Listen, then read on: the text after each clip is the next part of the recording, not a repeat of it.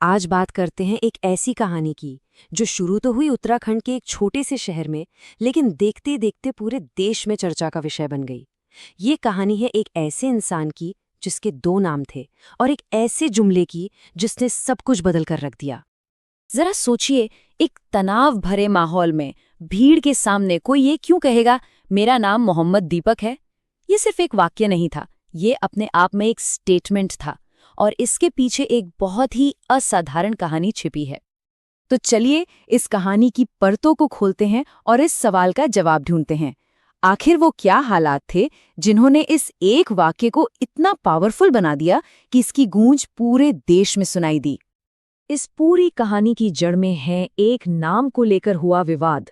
एक ऐसा विवाद जिसने 30 साल पुरानी एक दुकान को अचानक से एक बड़े संघर्ष का सेंटर बना दिया।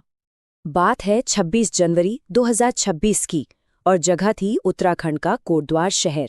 एक बिल्कुल आम सा दिखने वाला दिन जो बहुत जल्द एक असाधारण मोड़ लेने वाला था। और जो बात इस विवाद को और भी दिलचस्प बनाती है वो ये है कि जिस दुकान पर ये सब हुआ वो कोई नई दुकान नहीं थी। वो पिछले 30 सालों से उसी जगह पर उसी नाम से चल रही थी। दुकान का नाम था Baba school dress and matching centre और इसे चला रहे थे 70 साल के वकील अहमद साहब, जो 3 दशकों से वहां अपना कारोबार कर रहे थे। तो आखिर झगड़ा था किस बात पर? देखिए, एक तरफ थे कुछ समूह जिन्हें ये चिंता थी कि दुकान के नाम में बाबा शब्द होने से पास के मशहूर सिद्ध बली बाबा मंदिर को लेकर कोई कंफ्यूजन हो सकता है। वहीं दूसरी तरफ दुकानदार का सीधा सा तर्क था कि भाई 30 साल से यही नाम है, आज तक तो कोई दिक्कत नहीं हुई। चलिए अब देखते हैं कि ये कहानी आगे कैसे बढ़ती है, क्योंकि बात सिर्फ एक छोटी मोटी असहमति तक ही नहीं रुकी। जल्द ही इसने एक बड़े टकराव का रूप ले लिया। हुआ ये कि कुछ ग्रुप्स ने दुकान के मालिक पर नाम बदलने के लिए दबाव बनाना शुरू कर दिया और फिर देखते ही देखते बाजार का माहौल एकदम गर्मा गया और बात बढ़ने लगी। और इसी बढ़ते तनाव के बीच कहानी में एंट्री होती है एक नए किरदार की। इनका नाम है दीपक कुमार, जो उसी शहर के रहने वाले थे और वो इस टकराव के बीच में आ गए। और यहीं वो पल आता है जिसने पूरी घटना का रुख ही मोड़ दिया। एक ऐसा पल जो सिर्फ एक वाक्य से बना था। जब वहां प्रदर्शन कर रही भीड़ ने दीपक से उनका नाम पूछा तो उन्होंने बहुत शांत होकर जवाब दिया, मेरा नाम मोहम्मद दीपक है। अब सोचिए, ये एक ऐसा जवाब था जिसकी वहां किसी को बिल्कुल भी उम्मीद नहीं थी।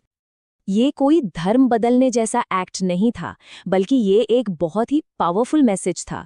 मोहम्मद दीपक कहकर वो दरअसल एकता, इंसानियत और भाईचारे की बात कर रहे थे, जो किसी भी धार्मिक पहचान से कहीं ज्यादा बड़ी है।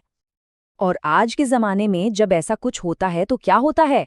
जी हाँ, किसी ने इसका वीडियो बना लिया और फिर जो हुआ उसने इस छोटी सी स्थानीय घटना को एक नेशनल डिबेट बना दिया। वो वीडियो सोशल मीडिया पर आग की तरह फैला। मतलब लाखों लोगों ने उसे देखा, शेयर किया और उस पर अपनी अपनी राय दी। और रिएक्शंस भी एकदम बंटे हुए थे। जहां कई लोगों ने इसे इंसानियत की एक बहुत बड़ी मिसाल बताया और दीपक की बहादुरी की खूब तारीफ की, वहीं बहुत से लोगों ने इसे एक ड्रामा बताकर इसकी आलोचना भी की। तो इस वायरल वीडियो का असर क्या हुआ? क्योंकि जो चीज़ ऑनलाइन दुनिया में शुरू होती है उसका असर असल दुनिया पर भी पड़ता है और इसके नतीजे काफी मिले जुले, मतलब कॉम्प्लेक्स थे। मामला इतना बढ़ गया कि पुलिस को इसमें दखल देना पड़ा और इस घटना के बाद कुल 3 एफआईआर दर्ज की गईं।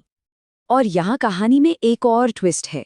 एफआईआर सिर्फ प्रदर्शन करने वालों के खिलाफ ही नहीं हुई, बल्कि एक एफआईआर खुद दीपक कुमार पर भी हो गई।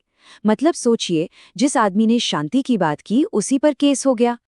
एक तरफ तो कुछ पॉलिटिकल लीडर्स थे जिन्होंने दीपक के इस साहसी कदम की बहुत सराहना की, यहाँ तक कि उन्हें हीरो भी कह दिया।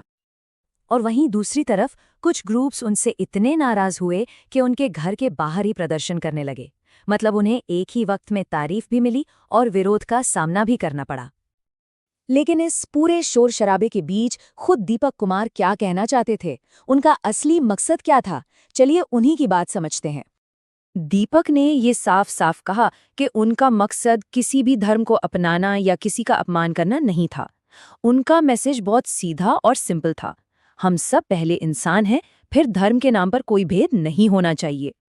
कोटद्वार की ये कहानी हमें एक जरूरी बात याद दिलाती है कि कभी-कभी ना सबसे बड़े संदेश बहुत छोटे और अनपेक्षित पलों में छिपे होते हैं। मोहम्मद दीपक का नाम शायद एक रिमाइंडर बन गया है कि हमारा समाज तभी मजबूत रह सकता है जब हम धर्म और पहचान की दीवारों से ऊपर उठकर भाईचारे और एक दूसरे के सम्मान की बात करें। नमस्ते दोस्तों, कृपया हमारे चैनल को सब्सक्राइब करें। धन्यवाद।